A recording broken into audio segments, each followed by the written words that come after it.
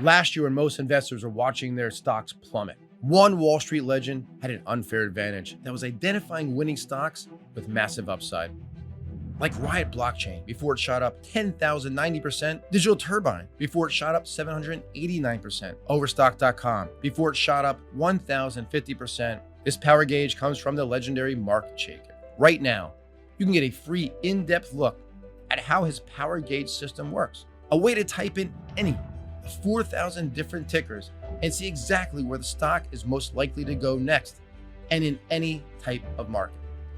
Simply go to powergaugepreview.com for a free look. Again, that's powergaugepreview.com. Welcome to Making Money. This is Matt McCall. Thanks for joining me. We had a big show today. We actually pushed a show back one day just for this, the CPI number. The consumer prices are out. And yes, another record high for the CPI, driven higher by energy prices and food prices. We'll break that down. What it means for you, what it means for your wallet, what it means for your portfolio, all that. And we're actually going to dive into a couple stocks at the end of the show, coming up right now on Making Money.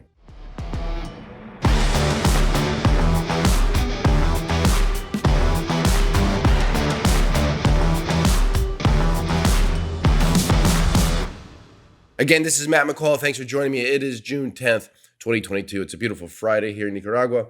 I actually take that back. It's kind of raining, but it's still a beautiful day. And as I mentioned, it's a big show. We had the CPI number come out this morning. The consumer prices, there's a PPI, which is our producer prices, but CPI is consumer prices. That's you, that's I, that's everybody out there spending money.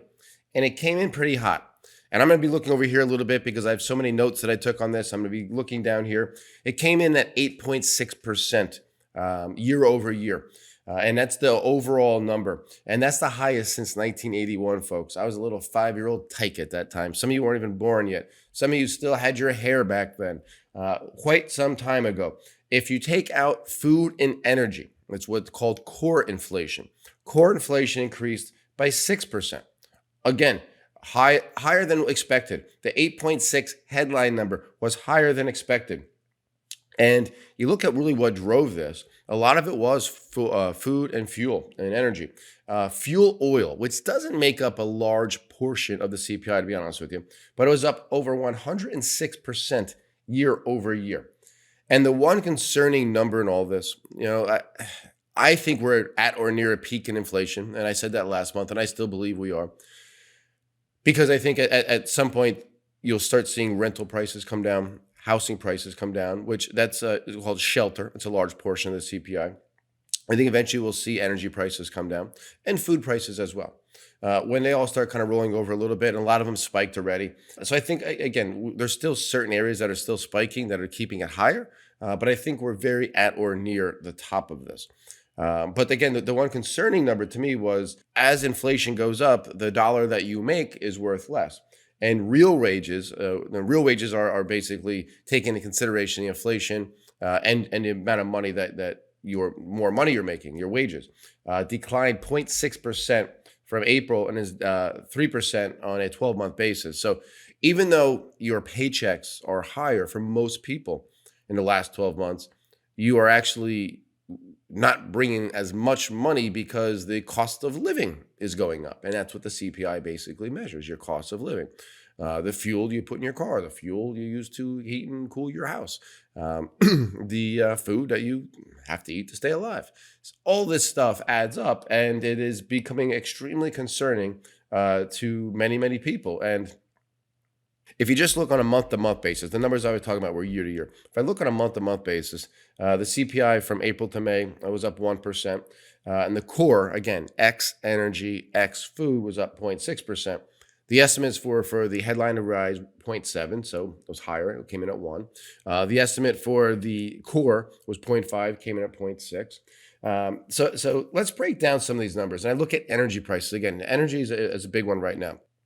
And you say, well, why are energy prices going up? If you don't know why, we came out of a government-induced shutdown, basically worldwide, where nobody, planes were barely flying, people weren't driving to the office anymore. They weren't heating huge office buildings. So demand for energy dropped. And then we came back very quickly, as I had expected, but we came back very quickly So the demand for energy increased dramatically and quickly. The problem was supply wasn't ready for that, because what happens is when energy prices fall very low, they turn the spigots off. The problem is when prices go back up, you can't, and demand increases, you can't just turn the spigot back on. So that kind of messed up the supply demand equilibrium, which caused prices to go higher. Then we had the issue that's still going on with Russia's invasion of Ukraine. And Russia's a big exporter of especially natural gas, but energy. And a lot of the world's cutting themselves off from Russian exports, which, again, lowers the supply that's available out there. So you are seeing supply really stagnant at best and demand continue to pick up. Even though people are concerned about a slowdown, we're still seeing demand for energy go up, and that's why prices have been up there. We will probably find a happy equilibrium at some point where that supply demand's even, and that's going to be the top. But I don't know when that happens. That could be I don't at some point in the near future, but I'm not quite sure when that happens with energy. I would like to think that we're near a top, but it all depends, with what goes on in Russia. If some of these Western European countries really cut them off, you're going to see prices continue to go higher, in my opinion. So energy prices, they were up 3.9%, just over month to month. The annual gain, so from last May to this May, energy prices up 34.6%. That's a big increase. Within there, I talked about already fuel oil, which was up 107%. And then there's a shelter cost I just talked about, and that's going to be rents and housing prices. And as I said, that's a big weighting. It's 1/3 of the CPI. That rose 0.6% on the month, and that was actually the fastest 1-month gain since March of 2004. And over the last 12 months, it's up 5.5%, biggest gain we've had since 1991, so 21 years. So I think we're going to start seeing that peaking, because you're seeing the housing market slow down in a lot of areas, especially some of the hotter areas. And you're just going to, with mortgage rates going up, the mortgage demand, I saw that earlier this week, the demand for mortgages, I think it was the biggest drop we've seen in 2 decades, if I'm not mistaken. There's 21 years. So you're seeing a big drop in demand. And typically the summertime is especially like in the Northeast and places that are a little bit chillier in the winter, is a good time to get out there and buy. But again, with rates going up, and we'll talk about rates here in a minute, because interest rates have been going up after this news came out. And again, just so you know, it's about 9:23 right now. So the market opens in 7 minutes. So we'll be on the air here when the market opens, and I'll talk about how the market reacts when it opens, and we'll dive into how certain asset classes are moving when that happens. Just so you know, we will get into all that, because that's extremely important. But I just want to break down some of these numbers, because I want you to see really where these gains are coming from and why this number is so hot. As we mentioned, energy is obviously a big driver. We've seen shelter, as I just mentioned, and food's the other one. So food costs climbed from April to May 1.2%, year over year up 10.1%. And you may say 10% doesn't sound egregious, but imagine if you're going to the grocery store and suddenly 12 months later you're paying 10% more. Or you're going out to eat and you're paying 10% more. It's a big difference. It adds up quickly, folks. It really, really does. So you take this all into consideration, and you're looking at a situation where people are getting extremely concerned. And I understand. And I had told you last show that I was going to give you a quick antidote here, a quick story. When the driver picked me up in Managua last week here in Nicaragua to take me to my place, he great guy. It's about 2.5 hour drive. There's a lot of traffic, and just talking. And he said, "How are things in the States?" And I said, "Well, what do you mean by how are things?" That can mean a lot of things. How's the weather? How's politics? How's the economy, the stock market? And he said, "Oh, with prices going up." And it's amazing, because even down here, he was saying that the increase in fuel prices are causing a lot of people not to drive as much and not go out as much. And a lot of people in Nicaragua, it is the second poorest nation in Latin America, the safest, according to many studies, the second poorest behind Haiti. They're living literally paycheck to paycheck, or not even paycheck, whatever they could sell off the farm from week to week. So fuel prices go up. It's obviously you need fuel prices to do some of the farming. Granted, there's a lot of oxen that still do it, but fuel is still in a very important aspect here as well. And you can see it. So it's hitting all types of societies. And I've been thinking, I was actually laying in bed early this morning getting ready for this show, and I was trying to think of a few positive things to bring out of this, because obviously I'd like to be an optimistic. And two things kind of popped up. One is a recession and a slowdown economically can really be a self-fulfilling prophecy. And what I mean by that is yes, prices are up. There's nothing we could deny. The prices are up. We're paying more at the pump. We're paying more at the grocery store. But again, a lot of us are making more money than we were a year ago. Again, I told you, real wages overall down about 3%. But we're still, a lot of us are still making more and maybe saving a bit here and there, not going out as much. And a lot of us saved quite a bit of money during the shutdown. Savings accounts jumped to the highest level on record. So there was a lot. There was a lot going on there. But I think because we have such this negative thought process, and the news loves to feed us more of this negative thought process, we're almost slowing down the economy because we think we should, because we think we need to, not necessarily because you look at your bank account and you don't have the money to do it. Some people are in that situation. Don't get me wrong. I'm not saying that, but a lot of people aren't. A lot of people have more money in their savings account than they've ever had. Yeah, the stock market's pulling back, but that happens. That's long term. You can't base your wealth and how you should act on the stock market, because you'd go nuts. But if you're putting more money in and you're still have a good job and you're able to pay your bills and travel and do things, I truly think that it's if we go into a bigger slowdown, we're causing it. We're literally causing it by just scaring ourselves into it.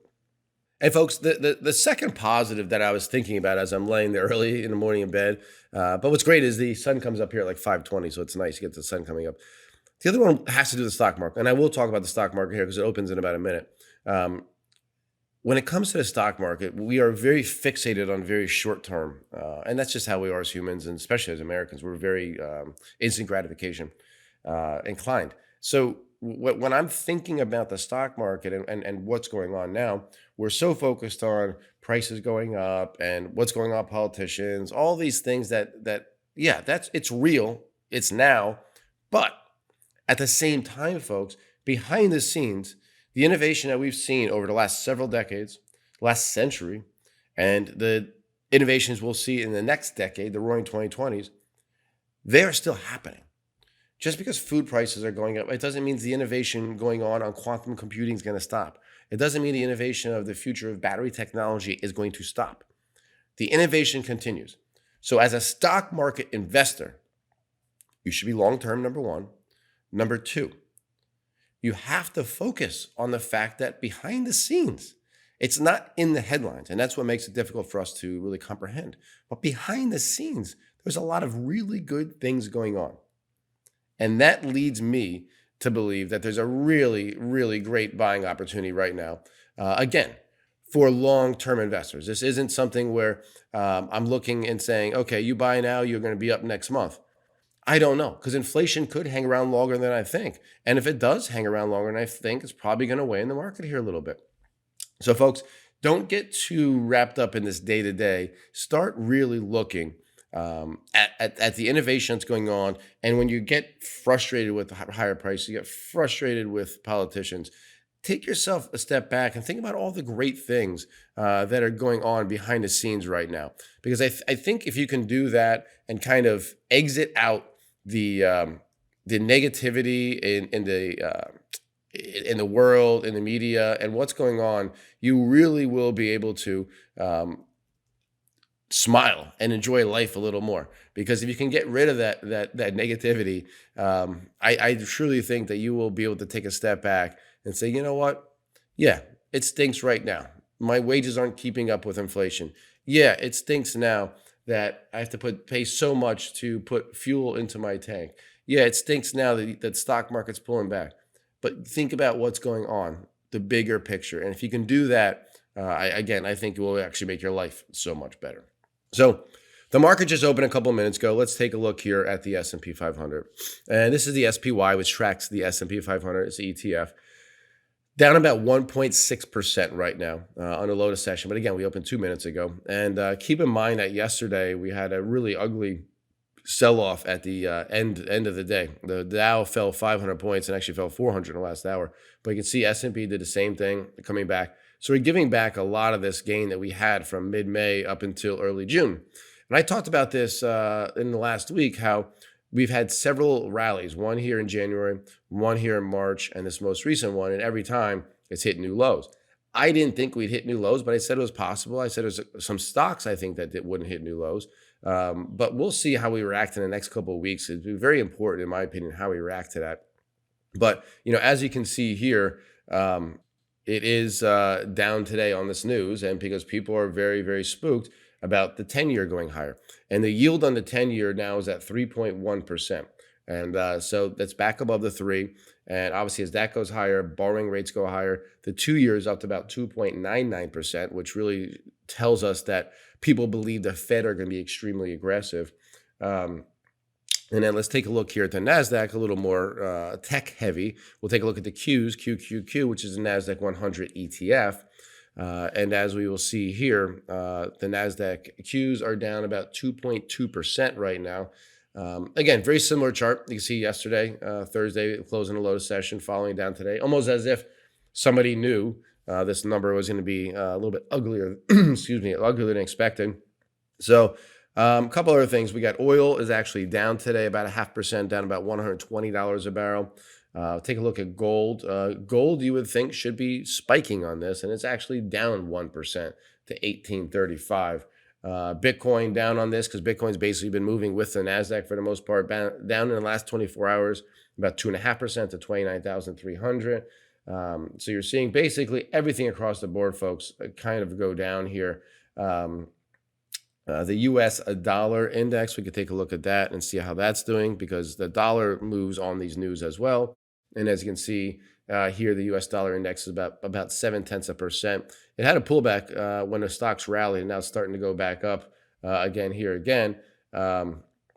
So not a big surprise here to see the US dollar index go up. And now versus the euro, it's about $1.05. So heck, if this continues, maybe we get back to parity with the euro. Hope not, because I don't think that's going to be good for overall things. And now let's take a look at the VIX, the CBOE Volatility Index. And this measures complacency and fear in the market. It doesn't have today's yet. It hasn't updated it, but we're up around 28. So we're still actually really low compared to some of the other highs and spikes that we've seen in the VIX. So it's showing a bit of a complacency, which I don't like to see because I'd rather see people freaking out right now more than anything, to be honest with you. I'd rather see that. So this is kind of how we stand here. I mean, for the most part, this is going to be a rough Friday. It's going to be a wild day. We're now the S&P down 1.9%. And I think we have to kind of just take this weekend and kind of rethink things of where inflation is going to go.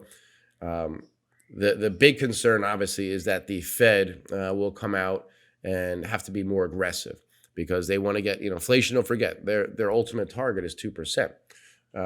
So they want to see this come down to 2%, and it's at 8 and change, as I just mentioned. So we're nowhere near 2%. I think by the fourth quarter of this year, we can get back down to the low 6%. And clearly that bird does not agree with me outside because he is chirping like crazy. I think we can get down into the low 6s. But again, it's going to take more rate hikes by the Fed. It means the 10-year is going to go higher. It means that people might be spooked out a little bit when it comes to the stock market. But again, I think a lot of this is not telegraphed, but we kind of know it's coming. And I think at some point we will see some type of great buying opportunity. I know we will see it at some point. But again, if you're in a 401k or if you're in some type of plan where you put money away consistently, dollar cost averaging every 2 weeks or once a month, don't stop doing that because these are the times where you're getting in lower, you're buying more shares with the same amount of money. And this is where you build wealth, times like this. And again, think about what's going on behind the scenes. On stage, we see one thing. You pull back that curtain, what's going on behind that curtain? And it's not going to be the Wizard of Oz. It's going to be amazing innovation that will drive the technology and the technological revolution that we will see in the coming months and coming years and coming decades. This stuff doesn't slow it down. Stock market pullbacks happen. Recessions happen. Inflation happens. All this stuff has happened before and it will happen again. But what you have to realize is looking back in history in times like this, if you were smart enough to be able to buy in situations like this. You came out smiling on the other side. And I think the same thing will happen again here this time. So again, thank you so much for watching. Keep your head up. It's going to be a wild day. And enjoy this weekend. I mean, there's nothing else you can do. You can't fret over the market or the economy or get angry because it's just nothing. You can't change it. You can't change it. All you can do is be happy, keep your head up, be a good person, work hard, and go from there. This is Matt McCall. The lights are out. Time to go. And that was Making Money.